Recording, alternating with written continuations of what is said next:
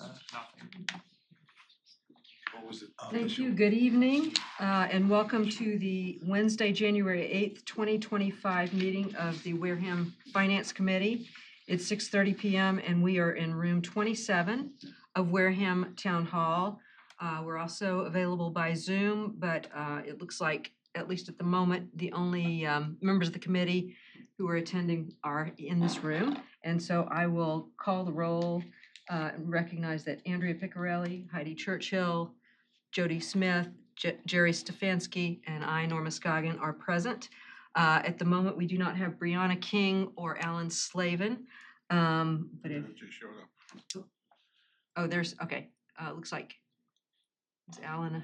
Yeah, oh, Brianna is attending by Zoom, and so she will be allowed in as a panelist. So that's we have 6 members present, which is a quorum. I'm going to start just before we get into the business of recognizing that we lost a valued former member of this committee right before Christmas, David Hurd, who has served for many years on the committee. I think a couple of times was chair. Yes. And several of us have served with him. Unfortunately, passed away right before Christmas. He's going to be very much missed, and our sympathies are extended to his family and his friends. I believe there are going to be some services maybe in the spring, but nothing yet. But I wanted to make sure everyone was aware of that. So the first item on the agenda tonight is the approval of the December 5th and December 11th, 2024 minutes. You should have had a copy of that sent to you by email a few days ago. Do we have a motion to approve those minutes? So moved. Is there a second? Second. All right. Since we are, since we're hybrid, I will call the roll to vote on all of these things. Jerry Stefanski? Yes. Jody? Yes. Yes. All right, Heidi, yes. Yes. Andrea, yes. Brianna? Yes. And I also vote yes, so that passes 6-0. And that gets us to the much more meaty business of the evening, which is preparation for the January 13th special town meeting and discussion of the 5 warrant articles for that meeting. And let's just dive into that. We have Article 1, available funds transfer for solar experts, and we have Derek Sullivan, our town administrator, here. If you could explain that article for us. Yeah, the first thing, just to so there's two articles that are going to be requesting the use of free cash. So what we do currently have in certified free cash is $4,998,642. If both were to pass, 600,000 plus 100,000, that would leave us with $4,299,642. So neither really cause a financial strain. We've got the funds available, which is first and foremost. The other is we have some litigation going on. I obviously don't want to get too deep into it, but that's with some of the solar, more explicitly, these are solar farms, if you will, that have battery storage on them.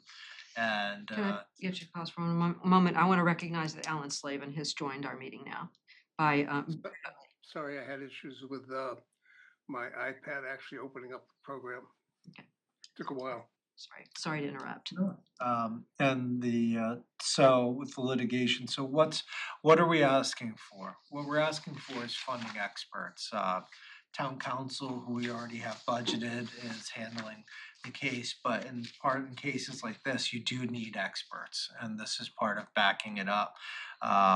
Not only the planning board, but town council, and being able to make sure that we are funding this properly. Obviously, our goal is to get a positive decision, and while we respect our planning board, putting them up there as the experts probably doesn't hold as much weight as certified experts or people in the field. So that's why we're requesting the funds, and it will be. Doesn't mean they'll all be expended, obviously, but that's what the sort of the limit that's been put on it is $100,000. When you need the expert, is it limited to the planning board, or could it be used with the conservation commission and zoning board? No, this is, as we put in the article, it's specifically for solar litigation cases, so we're really working with the planning board on, but it doesn't, the data that we're getting out of this or will get can be used for any cases going forward or anything we're trying to decide, so I don't believe this will be a one and done. This is information that we can utilize for anything in the future, plus helping us make decisions for any future solar cases. We know they're not automatically going away, so. Other questions or comments? Yeah, comment in a question. I'm glad to see this personally, standing up to some of these companies, and they have more experts than you can shake a stick at coming forward. So I mean, it's kind of, but and going by what you just said, so this is for ongoing, pending, and maybe future litigation, or all of the above.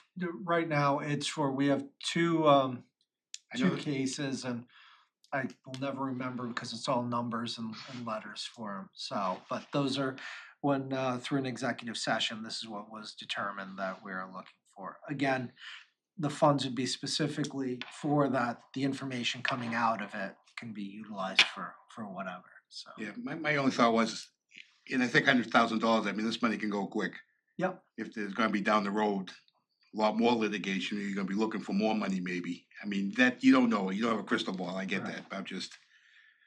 You know, we're more Invite you specific further. on these two that are before us. Okay. Thank you. Questions or comments on this end of the table? How about Alan or Brianna? Do either of you have questions? I'm a little bit confused. I thought the $100,000 was to help us redo the solar bylaws. No, this is for, in concurrence with the litigation going on to hire experts for it. So this is strictly for existing litigation? Correct.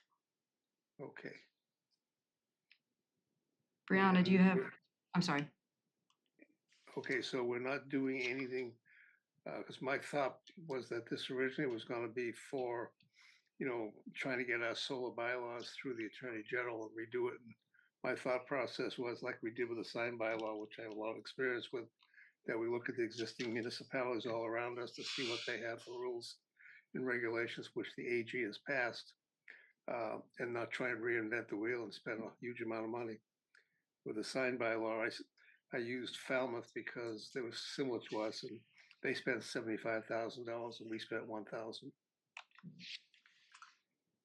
I think most lawyers would approve of appropriating what somebody else has already done and not doing all the work, but this is a separate issue. Brianna, do you have, Just so you know, that was not a problem. okay. Brianna, do you have any questions or comments? Nope, I am all set. Okay. Thank you. I would just add, I think this is extremely important. We have a planning board and other volunteer boards that work very, very hard and sometimes are looking at really complex situations. And I don't think it's fair to ask people to do a lot of work and then not fully support them if their decisions are appealed. So I think this is vital that we go forward on this. Yeah, one comment. Yes. Procedure. We're going to vote on these. Can we vote on them as we go through them while everything's fresh in your mind? That's what people would prefer. I'm good with that. Okay. I move that we recommend this to town meeting. Favorable action. Favorable action. Yeah. Okay. Second, we got a motion and a second. I'll take a roll call vote on this. Yes. Jerry Stefanski, Yes. yes. Jody, yes. Yes.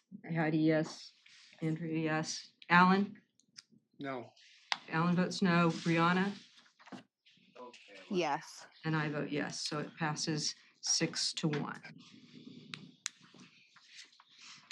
All right, Article 2. Approve funding to purchase 80 Marion Road. Derek, if you could explain that one to us? Yeah, thank you. I gave some information beforehand, but what I printed out in front of you today, and the first one is in the world's tiniest map.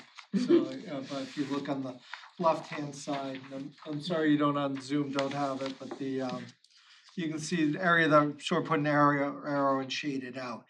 The land we're purchasing, and we did put 1002A and 1002B is actually the two parcels with the home on it. So it's closer to 2.089 or 2.9 acres. So page 2 shows it much closer. Gives you more of an idea of the land, so it's not just the 1.36 acres. And then similar to what you were sent before, the page 3 and beyond is the assessor's information on it, so. And I've been trying to pull up the information that I already sent you, but just give you a background, what we're looking to do is the town owns, if we looked out to my left, some of your right, the parcel next door, the two parcels, we own all the property surrounding it. It's 2 acres of what would be considered upland. It's in FEMA flood zone X, so there's nothing that needs, and it would, if we put a structure on there, wouldn't need to be raised or anything. It doesn't need any special insurance.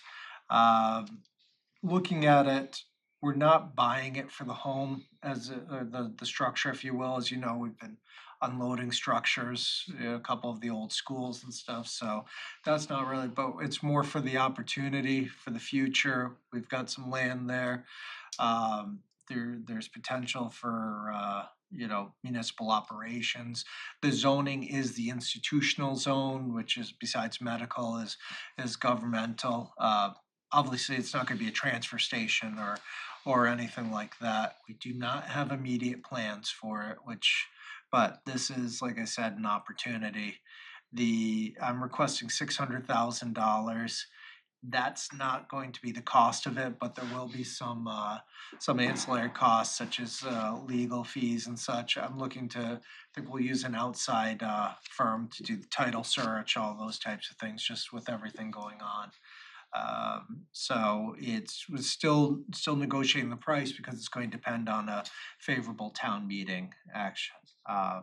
If this does pass, we'd be looking to close on it sooner rather than later. I think probably no later than March 3rd, which I think is the first Monday in March. So realistically, we've tried to give you as much information.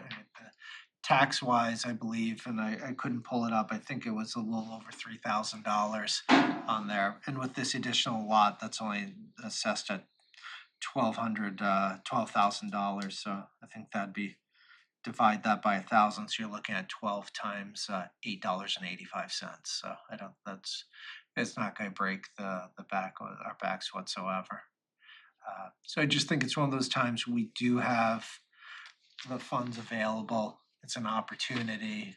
I don't know what their plans, but we could use it for governmental, if it's could be if you talked about a police station, if you talked about some sort of other activities, say senior center, say, if something happened to the library or something. God forbid, I'm not doing anything to the library. I'm just saying what could happen. So it's that's really the gist of it. Questions? I Yes. have, how did you arrive at the $600,000? I know we're working on getting an appraisal. I know what they were asking for the amount. We're still in the negotiations. That is less than the ask, and it's I would say it's at least 50,000 less than the ask. Or more than. Excuse me. They're asking. More than the ask. You're correct. Right. Yeah. So just looking at some other things. Plus, if there's anything we need to button up in there, trying to figure out, instead of just letting the place go to pot as well, maybe I could use it for paper, some storage or something else in the meanwhile until we find something to do with it. I'm in real estate. And today I did a search in Wareham for properties that are between 575 and 625. Mhm. And they're gorgeous. Yeah. Some of them are on the water, and it's a drastic difference from that house next door. Yeah. Is the house even lived is it being lived in right now? Yes, it is. It yeah. is. Is it on the open market or did they just approach the town? It has not come to the open market yet. Okay, so. okay. I also did, and it's not really arbitrary, but I did a search for houses that sold in Wareham the last year for 400, up to 400,000. And again, these are turnkey houses, no work needs to be done on them, not on the water, Yeah. but for 400,000, you're getting a pretty good deal. I understand they don't have the same acreage, but and when you look at these sales and you take the average sale price per square footage, it comes out to $278 per square foot. And if you multiply that by the living area of the house next door, and this is a very not very sophisticated way of coming up with a value, but it is a good benchmark. And it comes out to 460,000. And even if you have 10 or 15,000 in closing costs, which 15,000 I don't think is, you'd get up that high. I think we're gonna be overpaying. I Yeah. mean, maybe it is worth it to the town and you're willing to pay $100,000 extra. Premium. Yep. I'm not sure if that's the case, but 600,000, I think is crazy for next door. Okay. But you also said you're getting an appraisal, right? Right, we did send the comp in there that you saw for the one that's Yeah. right across the street at 545,000 Yeah. for the size with the smaller. And again, the house is not what we're really, for the thought process, it's not the house. It is Right. that land which opens us up to other opportunities. Yeah, So, understood. yeah.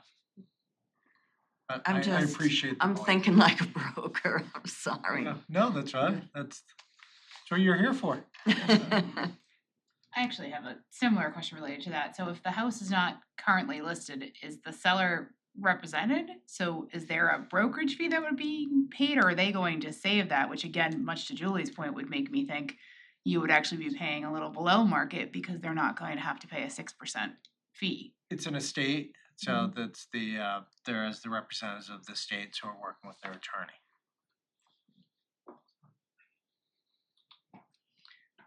Alan, do you have questions or comments? Yeah, I go back a long history here, back to when I chaired the capital planning committee before everybody was born, basically. We were going to try and put the elementary school right there, but we were gonna have to go basically use the ability to basically take the property by eminent domain. The reason being is we have the two lots next door. When you put the three lots together, the property has much more value. Because it's institutional, it gives us the opportunity to do a few different things. Mr. Sullivan mentioned public safety complex. I cannot think of a better location for a new police station in the middle of all your schools except the elementary school. It is an opportunity that Wareham has missed. If you people understand Con Edison, where the mall is, the Wareham Crossing, that property was offered to the town for very short money, and the school department decided they didn't want to consider putting a school there, even though the building was fully adaptable for it. That was a huge miss. We've had several others. You don't get these opportunities very often where a municipality can come up with a piece of property easily. We were looking for, as an example, again, recently with the police study committee for a location which they couldn't come up with after spending approximately $180,000 with a consultant over a 3-year period. This particular property, I think, is a no-brainer to buy. I've tried to buy it before as a select board member to get it done. It would be a crime if we end up losing this opportunity. You're just not going to find a place that has the access, has the safety for the schools and everything, which is my basic goal for this property. Thank you. Brianna? Could you, she's got her hand up. Hi. So my question is more or less where this is just for sale of the land, eventually the home would be taken down and something else would be built in its place? Potentially. Yeah, potentially. I think that's, again, the value we're looking at is more for the land than the structure itself, correct? Okay, so then we're looking at another large cost to build something later on down the line and, okay. All right, thank you, that's my only question. So, as I understand the process, and correct me if I'm wrong, if town meeting approves this, you negotiate a price. The select board still has to approve it. Is that correct? Select board, so it's the authorization to the select board. Okay. It's not, Exactly. not. So if the select board said, you're paying too much, let's not do this, even though the money has been authorized, the deal just wouldn't happen. Correct. So there would be an opportunity at that point to consider, is this a good deal or is it not Right. for This- for this particular The vote, amount? town meeting vote does not does not require us to do this. Right. It does not create a contract. Okay. Just wanted to be clear on that. So there are some more steps where the valuation has to be supported and justified. Is that fair to say? Yes. All right. Anything else? I just think that you need to put in an opportunity cost for the future. And even if that's $100,000, it's worth it to have something this close and to have, like Derek stated, a complex here. You could put anything over there. You could take it down and dare say, if it didn't work out, you could resell Sell it it, yeah. too. 10 years for 15 years, you could resell it if things didn't work out. But I just think that the town has looked at this property for years. It did have a purpose for it years ago, as Alan stated. So we do have a opportunity here to buy it. And even if we overpay, I don't look at it as an overpay. I look at it as a down payment for future uses. I move for a favorable recommendation. Second, Second. Okay. Got a motion and a second. Jerry? yes. Jody? Yes. Heidi? Yes. Andrea? Yes. Of Alan? course. Brianna? Yes. And I also vote yes. That's 7-0. All right, Article 3. And for this, we have a special appearance by our land use coordinator, who is not a department head. I'm Throw it in my face, thank you. Throw it in my face. To talk about Article 3, accessory dwelling moratorium. And this is hand in hand with Article 5, accessory dwelling bylaw. And I'm happy to take these in whichever order you think makes sense. I know the planning board took up 5 first and then 3. Yeah, I learned a lot from giving my presentation to the planning board. I got a few notes. So I guess I'll start with, is there any questions about the state law that is being enacted on February 2nd? And then I can go through the differences of what the town is proposing in our bylaw. I did provide to everyone the draft state regulation, which of course is not final, and Right. we to some extent have to read people's minds on this. And then of course they have the bylaw that's included in the warrant. Mhm. I don't know if there's anything anybody wants to ask as a preliminary matter. I'd just like to make a comment that the state, again, which seems to be the way they're going lately with marijuana and other things, MBTA requirement, buildings, etc., put something out which is flawed, which sometimes is not enforceable. I'm not sure if anybody saw the Attorney General's report that just recently came out on the MBTA law, that basically they have to come back and change things. The Cannabis Control Commission, which is a little bit off subject, is complete failure.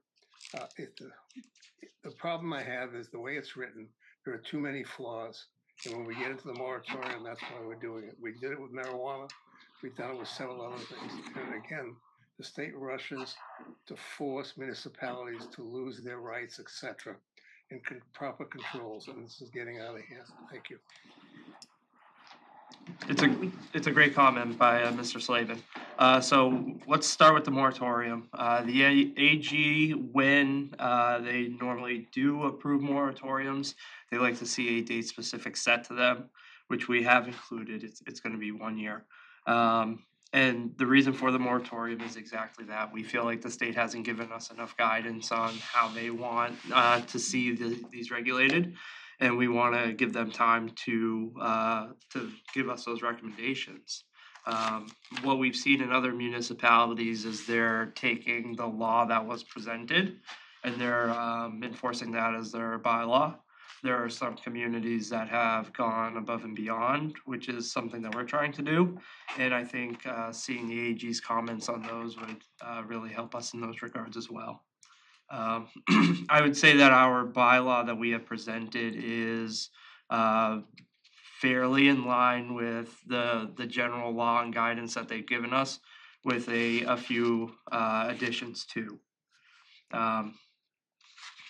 I know you guys are voting on these Yeah, individually, let's go ahead and so hear both parts of it before when we'll vote on both things. Okay, I just didn't want to. I think that's the best way to go. Okay, so then let me talk about the actual proposals that are different than what you see in the state law. For the planning board, I kind of went through everything line by line. I'll refrain from doing that, and I'll just pick out some of the highlights that I've noted. So we heard a few comments about our requirement number 1, only 1 accessory dwelling unit shall be allowed per lot as of right. I think we need to expand on our definition of that number 1. The goal of that is to say that an ADU in a single family residential zone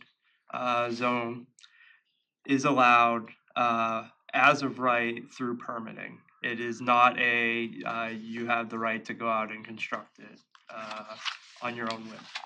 I think it's important to say that the state law even mirrors this effect, that you still need to obtain all the other proper permits, whether it be building, whether you are tying into the town sewer, or if you need to expand your septic system. Number 2 of our requirements is something that you don't see within the state law. Both the principal dwelling and the ADU may be rented. Rental periods shall not be less than 6 months, and weekly, monthly rentals, or so-called summer rentals, are prohibited. Neither the principal dwelling nor the accessory dwelling unit shall be used as a commercial accommodation at any time, and may not be used as a short-term rental unit. The exception shall be units rented to summer or seasonal employees as determined by the Zoning Board of Appeals and included as part of a determination of proposed use as part of a site plan review, which we, as of this time, we are more than likely going to create a site plan review specific to the additional dwelling units, as the site plan review that we have laid out in the zoning bylaw just doesn't fit the mold for it. So number 3, the footprint of the new detached accessory dwelling unit cannot exceed that of the principal dwelling. And I like to give an example of this is where you have a principal dwelling, so a primary dwelling, that is 2 or 3 stories, and it may be you come in with an accessory dwelling unit that is 1 story, and the footprint by size would be larger than the primary structure. So we're just trying to make it not look unnatural to the neighborhood. So shall not exceed the principal dwelling footprint. The next 4 notes are included in the state law, except for 5B. That is something that is specific to Wareham. And that reads, the total number of bedrooms on the lot may not exceed 4 bedrooms on a lot less than 20,000 square feet. And then the maximum number of bedrooms for all units together may not exceed 4 bedrooms per 20,000 square foot of lot area, and may be less when on in-ground septic disposal. I will make a note of number 6, although it's not different than the state law. I think it's important to bring up the determination that we still need to determine from GATRA how their bus routes are enacted. I say that because we are requesting that there be an additional parking space if you were going to install an ADU. But the state law says that if you are within a half a mile to a commuter rail station or a bus station, we don't have the right to require that. And the reason we need clarification from GATRA is because they've determined that if you are a flag stop service, meaning anywhere in your route you can wave down the bus, or anywhere in the route you can alert the driver and be dropped off, the entire route becomes a bus station, and we would have to put a half-mile buffer on the entire route. So we need just a little bit of clarity from GATRA in that regard. So number 8, the principal dwelling and the accessory dwelling unit shall have common utilities, including septic, electric, and water service. I will make a note that currently our the sewer department, when a property ties in, they are based on a fee of 3 bedrooms. I believe their plan to accommodate ADUs is to say if you have 3 bedrooms and the ADU would make you a 4-bedroom property, they are going to charge you the regular fee and then plus an ADU fee. And then if you are on your own septic system, if you have 3 units and you have a 3-unit septic system, you would be required to either upgrade or install something. And those would still have to meet all the requirements of any other board. So So just real quick, so you can't have a separate electric meter or a separate gas meter and all those things? that's what we are proposing, right? You have shared common utilities. I heard all this last night. I just, Can you explain why that seems like a good idea? We feel it's a good idea because I think the goal of the accessory dwelling units is to keep residents in Wareham. And we have a feeling that having the utilities shared between them would maybe make people think twice about renting a unit that has unlimited access to a utility. And to try to determine a rent based on utilities included, people may shy away from buying a primary structure, adding an ADU, and then keeping both of those properties as rental properties. It's not a perfect system for what we would like to see, which is keeping families in Wareham. But it's kind of one of the only avenues the state has given us, as they've outlawed the ability for us to say that have a requirement of owner occupied for one of the units. So it sounds like, and I'm sorry to interrupt, but No, it sounds like the state policy is meant to increase housing. Is that fair to say? yeah, I think that's their goal. So I guess I can see how the AG may think this is counterproductive to that. It's possible. I think at the end of the day, we're still increasing the housing. It's funny in all the webinars that they've given on ADUs, they first start off by saying, we imagine this to be an elderly person moving into and rent or provided it for the family, or a college student coming back trying to get on their feet.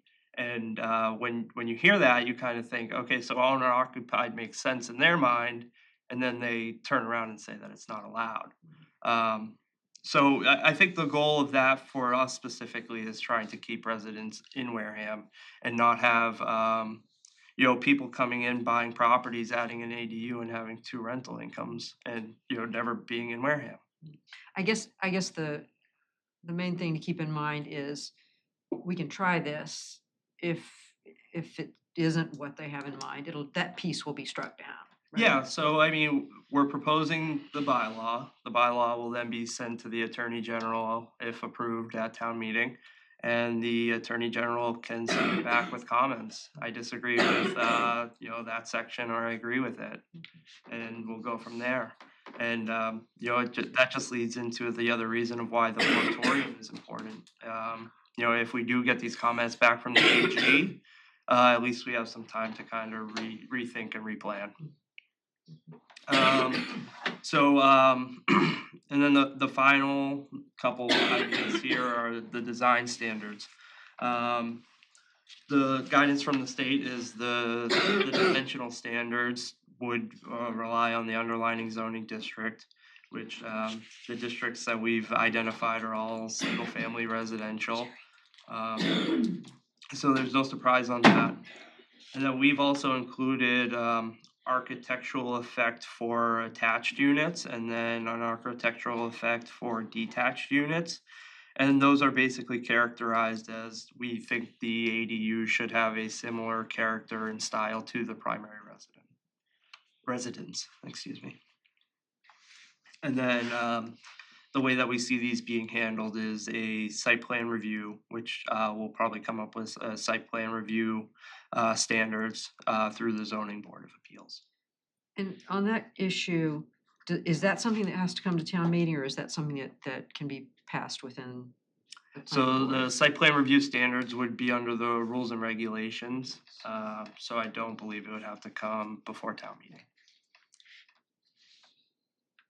All right. Questions? I have one question.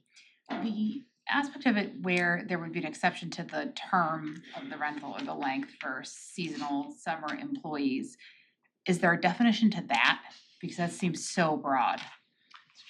I don't know that there is a definition. There may be a definition, and I'd be happy to get that answer for you prior to town meeting, which will be fairly quick, but I'd be happy to get you that answer.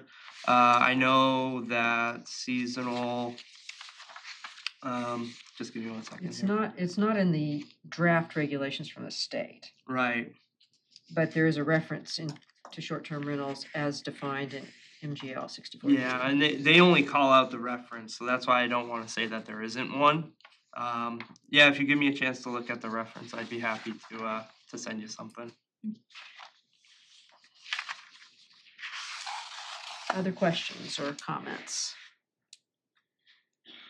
I have one more question and comment. So recognizing what you said where the state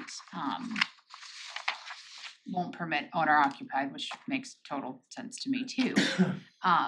Was there any discussion among the planning board, any other groups about could you potentially have a requirement that the property owner has to be a resident of the town to prevent exactly what's gone on in the state is corporations coming in and turning housing into such a profit?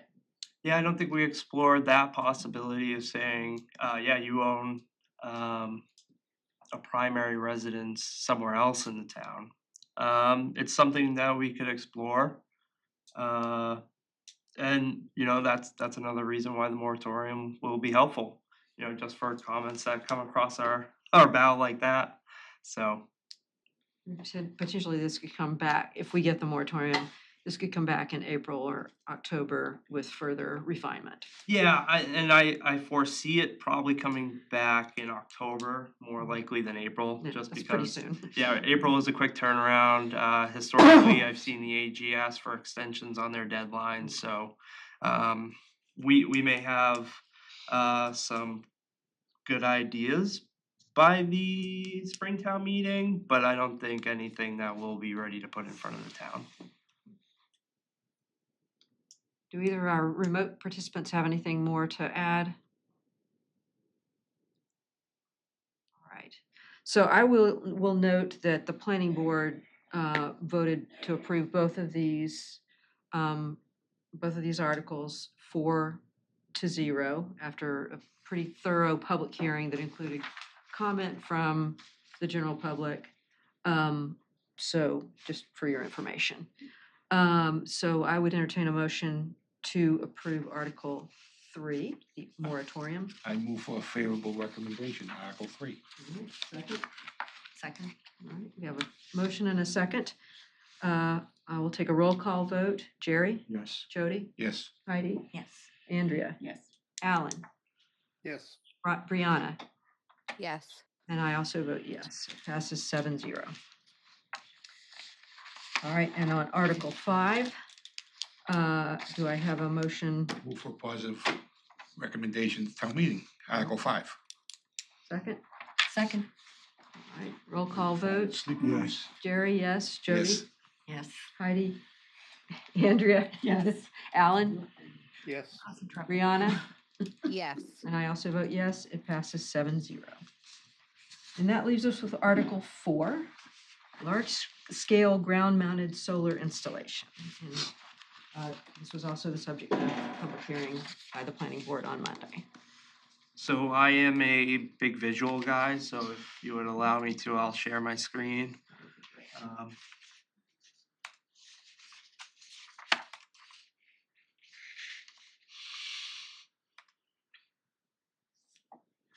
I'll try not to get lost in the many layers that I've created in my map here.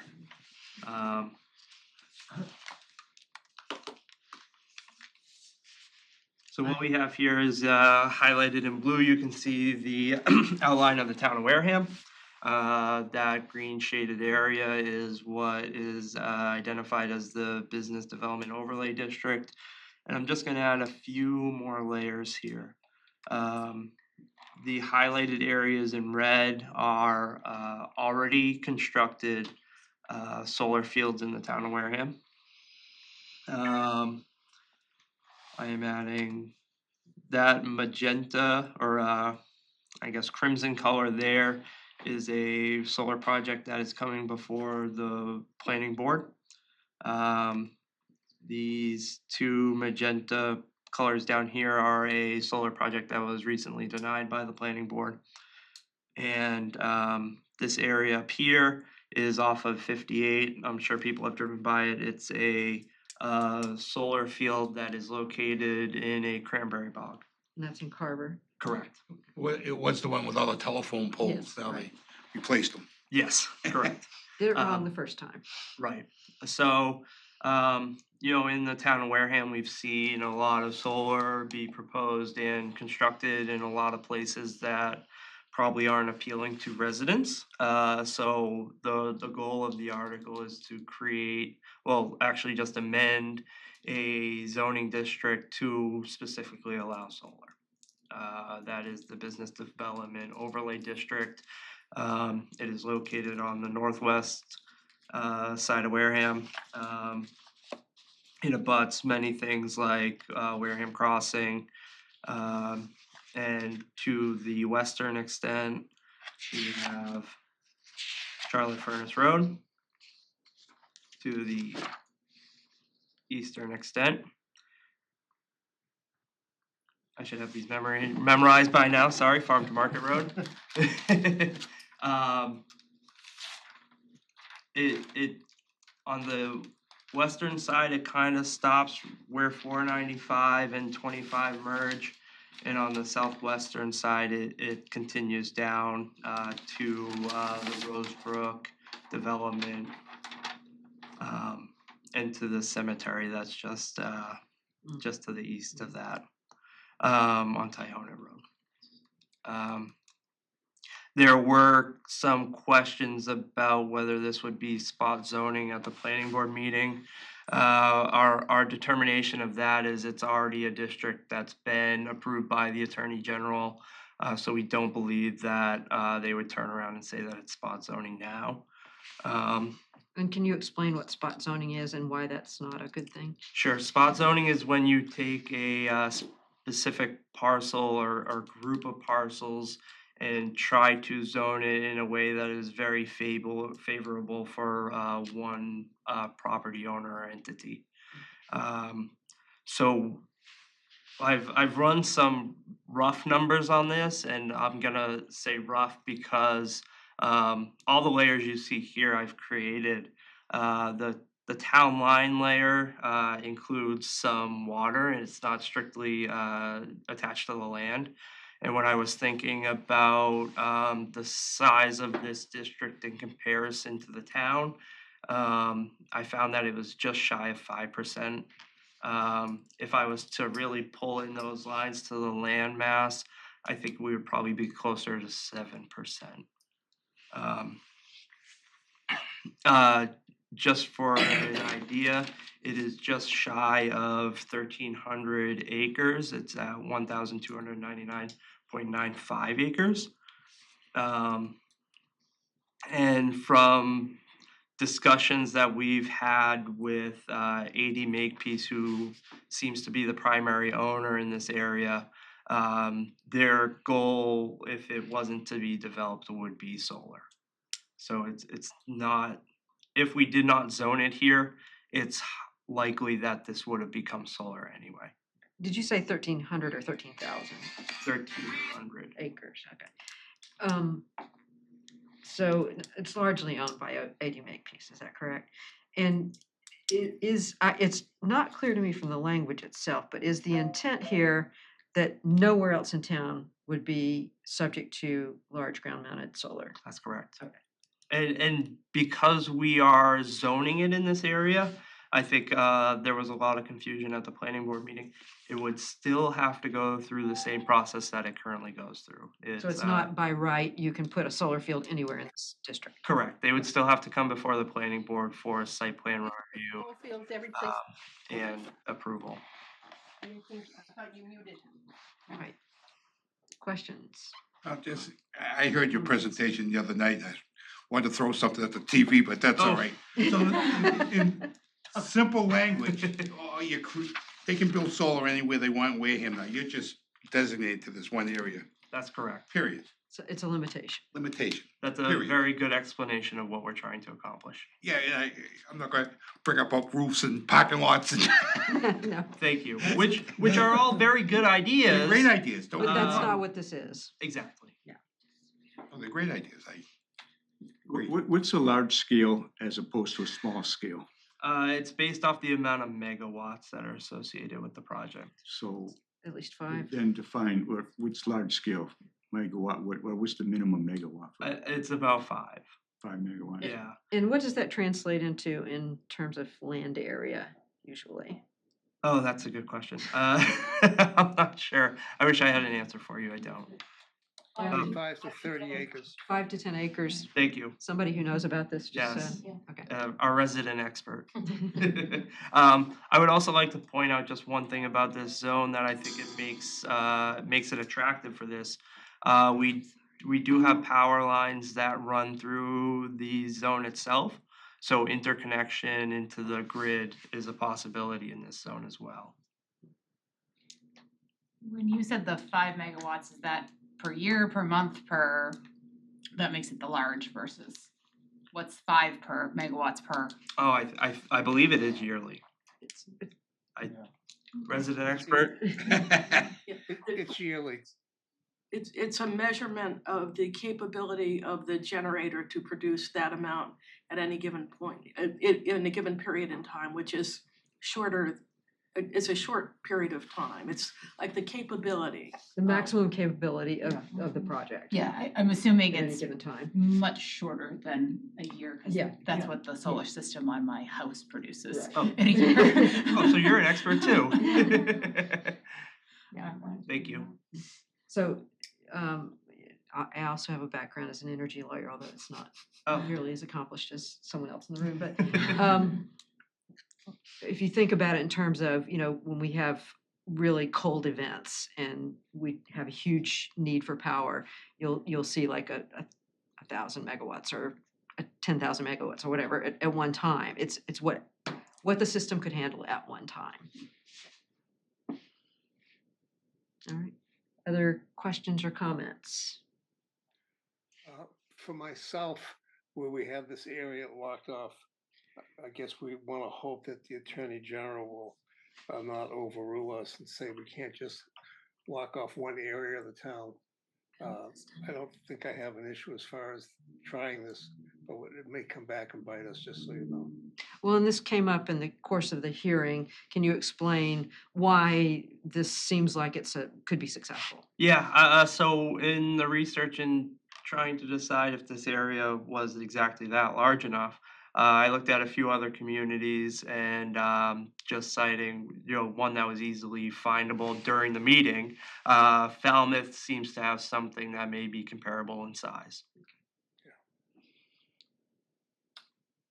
You're still dealing with the state guys.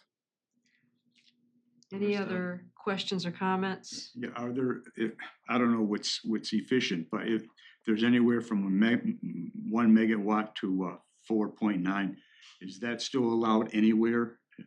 Or does no one put up it because it's not? No, so we do have some regulations within the zoning bylaw that has attempted to regulate most of it out of residential areas. Just for history for everybody, way back, we basically bought 6 megawatts of electricity credits from a company called Sage Power. That particular project is over the Wareham border in Plymouth. I basically was involved getting it done and getting a 20 and then 25% discount on the credits. Unfortunately, our town accountant at the time, I asked how many megawatts we were using, and he said we're over 8. Turns out we were barely using 6, so that's why we've been unable to take advantage of properties and areas in town that the town owns and put solar fields up on them, just so everybody knows. It's history that goes back probably 12 years. All right, if there aren't any other questions or comments, I would like to, I would entertain a motion. I move for favorable recommendation for Article 4. Second, Second. roll call vote, Jerry, Yes. Jody? Yes. Yes. Andrea? Yes. Alan? Yes. Brianna? Yes. And I also vote yes, that passes 7-0. Thank you very much. And so the only other item on the agenda is the special town meeting itself that's coming up. As I think everyone knows, I will not be here. But Brianna has bravely agreed to sit in the chair that I normally occupy and take the lead on the finance committee role on this. I have already pretty much put together the report, which, as you can imagine, is quite short, and made arrangements with Derek. I'll finalize it with our votes and recommendations tomorrow, and Derek's office will print out 10 or 12 copies, whatever we think we need. We're not really sure how many people will show up for this one. No, we'll print out copies to be passed out at the meeting. I have also, you probably saw, had posted an agenda for 6:30 on Monday, as we always do, just for last minute discussion or anything that might come up at that point. Again, I won't be here, but I expect that will be a fairly quick and easy meeting. And as usual, I think it will be in the library, although I don't have that for sure, but in the library at the high school. So any other questions about the meeting on Monday? All right. And then after that, the next meeting that I am expecting us to have is in March, the first Wednesday in March, because we presumably won't really have anything to talk about, at least until then. And even then, we won't yet, well, I guess we'll have the initial budget at that point that we can at least take a quick look at. All right. And I will entertain a motion. Can I ask just one thing Yes. on the, before you? I love the golf report that you sent out to all of us. Okay. You have to say yes or no tonight, but is there some way, I mean, I know I could sit here and put all this stuff in, but give one report for a yearly in the revolving account, how much money's in the revolving account and whether we bought for equipment or not, that type of thing. I think people, I mean, I know you don't follow Facebook, but people on there, the golf courses this and golf courses that, but I think it's something people might like to I see think- around town. I think it's good to have the accurate, A yearly accurate report. information. Yeah. I mean, I'm not saying do one that, but I don't know how much work I don't wanna overburden you or Patty with work, but I think it would be a nice thing in the revolving account. Yeah, and we've How- still how are got we the, doing? we've got the golf committee doing it, that usually is going to be doing our reports, we should just add the numbers to that, so. Yeah, cause the numbers are pretty good. I've gone by there and it's busy. Yeah, it's been busy. Excuse me. Thank you. So it's been good, it's been, they've been, what's not shown in there is the amount of work they've done to the course itself, rebuilding boxes, doing things like that, as you know. That's what I said, I've gone by there and I mean, the greens look great and that, you know, most golfers, that's the first thing they look at. They don't wanna look at, you know, traps. They want nice rolling greens Yeah, and they look great. and they're faster now too. That's not always a good thing for golfers. They don't always like that. They told me that and explained me to what a 7.1 versus a 5.7 or something, I knew nothing about it, so I Well, just the- shook the, my the head guys and on smiled. TV, they're up around, that's a stent meter. They're up around 12 or 13. So the greens are twice as fast what they're playing on than what they're talking about. Yeah. All right, well, this is fascinating, but let's wait till we have it. I make a motion to adjourn. Is there a second? All right, I'll take a roll call vote. Jerry, Jody, Yes. Heidi, Yes. Andrea, Yes. Alan, Yes. Brianna. Yes. I also vote yes. We are adjourned 7-0. It is 7:28 p.m. Yeah, the guys on TV are almost playing on dirt. Yeah. Yeah.